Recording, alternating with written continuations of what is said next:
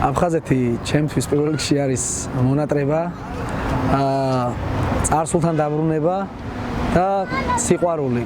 გავიგე ოჯახის წევრებისგან, მშობლებისგან, შემდეგ უკვე რო გავიზარდე, მე თვითონ არის ახლა დღესდღეობით იმის საშუალებები, რომ მოიძიო ინფორმაცია წარსული ამბების შესახებ და თითქმის ყოველ დღე ან ვკითხულობ, ან ვიდეოებს უყურებ, ან ჩანაწერებს უსმენ აფხაზეთის შესახებ. მე რადგან ესე მიკერძოებულად ვიტყვი, ხელოვნების დარგში ვარ და ვემსახურები ჩემს ქვეყანას და სამშობლოს, ალბათ პირველ რიგში რაც ამ ყოველივეს დაალაგებს არის ხელოვნება.